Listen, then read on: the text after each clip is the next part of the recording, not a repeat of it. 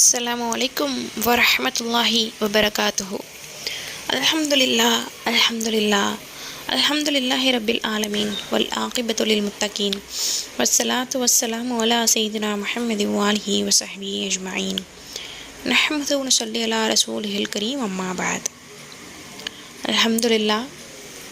இன்று நமது மதரசத்து சுல்தானியா நிஸ்வான் பெண்கள் மதரசாவின் தினம் ஒரு பயான் எனும் தலைப்பில் 27வது நோன்பு தினத்தில் நான் பேச எடுத்துக்கொண்ட தலைப்பு சதகத்துல் ஃபித்ர், பெருநாள் தர்மம். இன்ஷா அல்லாஹ் இன்னும் 3 நாட்கள்லையோ 2 நாட்கள்லையோ நம்ம பெருநாளை நெருங்குவோம்.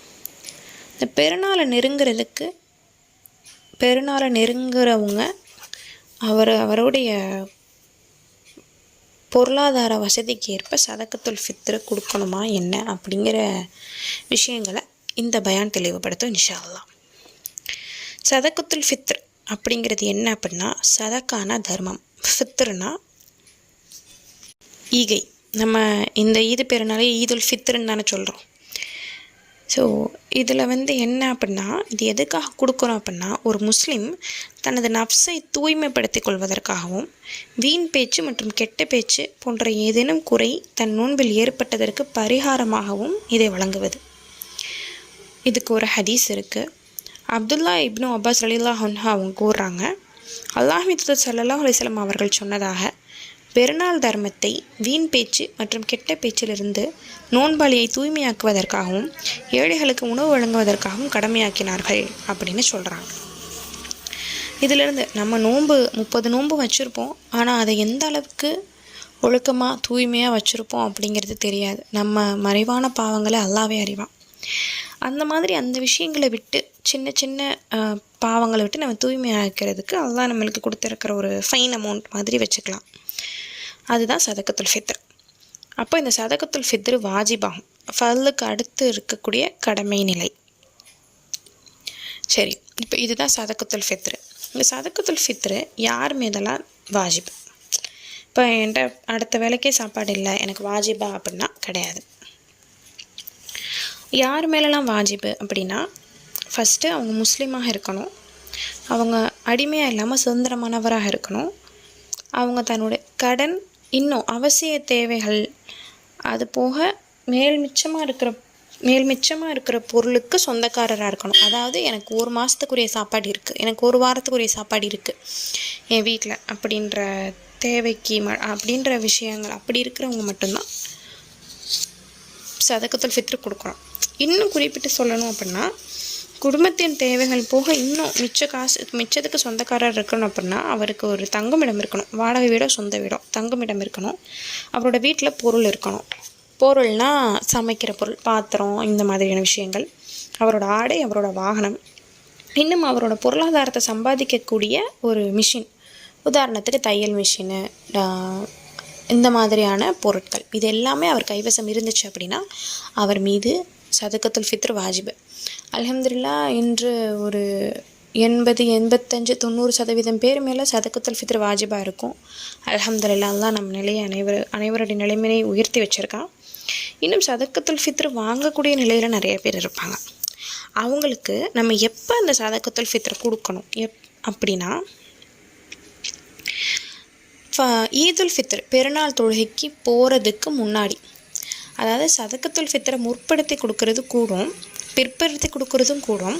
ஆனால் முற்படுத்தி நீங்கள் கொடுக்கும்போது, இப்போ இன்றைக்கி சதகத்துல் ஃபித்ர் கொடுத்துட்டோம் அப்படின்னா, அவங்க பெருநாளுக்கு ஆடையோ இல்லை பெருநாளுக்கு தேவையான விஷயங்களை எடுத்துக்கிறதுக்கு உபயோகமாக இருக்கும். அப்படிங்கிறதுனால அது முஸ்தஹபாக கருதப்படுது. பிற்படுத்தியும் கொடுக்கலாம். இது இன்னும் குறிப்பாக எப்போ வாஜிப் அப்படின்னா, பெருநாள் தினத்தில் ஃபஜ்ர் உதயமாகும் சமயம் சதகத்துல் ஃபித்ர் வாஜிபாகும். இருந்தாலும் முற்படுத்தி கொடுக்கறது கூடும். ஒருவேளை அந்த ஃபஜர் ஈதுல் ஃபித்ருடைய நாளுடைய ஃபஜர் நேரத்துக்கு முன்னாடி ஒருத்தர் இறந்துட்டார் அல்லது ஏழையாக மாறிட்டாருன்னா அவர் மீது வாஜிபு கிடையாது. ஃபஜர் உதயமான பிறகு ஒரு முஸ்லீமான ஆள் பிறக்கிறாங்க, அப்படி இல்லை பணக்காரராக மாறியிருக்காங்க ஃபஜர் தொழுகைக்கு பிறகு, குறிப்பிட்ட நேரத்திற்கு பிறகுனா அவர் மீது வாஜிபு கிடையாது. இப்போ இந்த சதக்கத்துல் ஃபித்ர் யாருக்காகலாம் கொடுக்கப்படும்? இப்போ நான் இருக்கிறேன், எனக்கு வந்து சம்பாத்தியம் இல்லை, என்னுடைய தந்தை கொடுக்கணுமானா ஆமாம் கொடுக்கணும். இது எப்படி அப்படின்னா, தனக்காகவும் சதக்கத்துல் ஃபித்ர் கொடுத்துக்குவாங்க. ஏழை சிறுவர்களான தன் பிள்ளைகளுக்காக. ஏன்னா அவங்க நோன்பு வச்சுருப்பாங்க, அவங்களுக்கு வந்து இந்த தங்குமிடம், வீட்டின் பொருள், இந்த மாதிரியான விஷயங்கள்லாம் இல்லாதனால அவங்களுக்கு சதக்கத்துல் ஃபித்ர் இல்லைன்னு சொல்லிட முடியாது. அவங்களுக்கு வழியாக இருக்கிற பொறுப்புதாரர் அவங்களுக்குடைய ஃபித்ர் காசு கொடுக்கணும். இன்னும் ஒரு சமயத்தில் வந்து அந்த குழந்தைகளும் சிறுவர்களும் வந்து சொத்து உடையவராக இருந்தாங்க அப்படின்னா அவங்களும் அந்த சதக்கத்துல் ஃபித்ரை, அந்த சொத்து யார்கிட்ட பொறுப்பாக இருக்கோ அவங்க அந்த குழந்தைகள், அந்த ஏழைகளுக்குரிய அந்த குழந்தைகளுக்குரிய ஃபித்ரை கொடுக்க வேண்டும், சதக்கத்துல் ஃபித்ரை. சரி, சதக்கத்துல் ஃபித்ர்னா என்ன, அது யார் கொடுக்கணும், எப்போ கொடுக்கணுன்றதை பார்த்துட்டோம். எவ்வளோ கொடுக்கணும் அப்படின்னா எதெல்லாம் கொடுக்கணும் அப்படிங்கிறத பார்த்தோம்னா, கோதுமை கொடுக்கலாம், தொளி கோதுமை கொடுக்கலாம், பேரிச்சம்பழம் கொடுக்கலாம், இல்லைன்னா திராட்சை பழம் கொடுக்கலாம். இதில் கோதுமை, தொளி கோதுமை அப்படின்னா அரை சாவு அளவு கொடுக்கணும். சா அப்படிங்கிறதோட அளவு என்ன அப்படின்னா, ஒரு சா அப்படிங்கிறது 3 கிலோவும் 264 கிராமும். இது வந்து கோதுமை, தொளி கோதுமைனா அரசாவும், பேரித்தம்பழம், திராட்சை அப்படின்னா ஒரு சா அளவும் கொடுக்கணும். இல்லை இது அல்லாத வேறு தானியங்கள் கொடுக்குறதும் கூடும். இது போக இந்த தானியத்தினுடைய அளவு, இப்போது ஒரு சா கோதுமை 3 கிலோ 264 கிராம் கோதுமை இன்றைக்கி என்ன விலை விற்கிதோ அந்த விலையும் நம்ம கொடுக்கலாம். அதை பணத்தின் வடிவத்தில் கொடுக்கறதும் கூடும். கோதுமையோட விலை அன்றைக்கி தேதிக்கு என்னன்னு பார்த்து 3 கிலோ 264 கிராம், இல்லைனா அதோட அரசா அளவுனா ஒரு கிலோவும் 132 கிராமும் வரும். அந்த அளவுக்குரிய சதக்கத்துல் ஃபித்ருடைய பணத்தை அந்த அன்னைக்கு ரேட்டுக்கு என்ன வருதோ அதை நம்ம கொடுத்துடணும். இதுதான் சதக்கத்துல் ஃபித்ருடைய அளவு. இதில் இன்னொரு விஷயம் என்ன அப்படின்னா, ஒரு நபருக்காக உள்ள, இப்போ என்னோட சதக்கத்துல் ஃபித்ரு அமௌண்ட்டை வந்து நான் பல ஏழைகளுக்கு கொடுக்கலாம். ஒரு கூட்டத்தினருக்கு, இப்போது நம்ம 10 பேர் சேர்ந்து நம்மளோட ஃபித்ர் காசு எல்லாம் போட்டு ஒரு ஏழைக்கு கொடுக்குறதும் கூடும். இந்த மாதிரி எப்படி வேணால் கொடுக்கலாம். இது யாரெல்லாம் வாங்கலாம் அப்படின்னா, ஜக்காத் யாரெல்லாம் வாங்கலாமோ அவங்க எல்லாரும் சதக்கத்துல் ஃபித்ர் வாங்கலாம். இதுதான் சதக்கத்துல் ஃபித்ருடைய விஷயம். சதக்கத்துல் ஃபித்ர்னா என்ன, அது யார் மீது கடமை, எப்போது கடமை, யாருக்காகலாம் நம்ம கொடுக்கணும், என்ன கொடுக்கணும், எவ்வளவு கொடுக்கணும், யாருக்கு கொடுக்கணும் அப்படிங்கிற விஷயங்களை இன்றைய பயான் நம்மளுக்கு தெளிவுபடுத்தியிருக்கு. அல்ஹம்துலில்லாஹ். நம்ம அனைவரும் நோன்பு பெருநாளுக்குள்ளே சதக்கத்துல் ஃபித்ரை கொடுத்து நம் நோன்பை தூய்மையாக்கி கொள்ள வல்ல ரஹ்மான் அருள் புரிவானாக.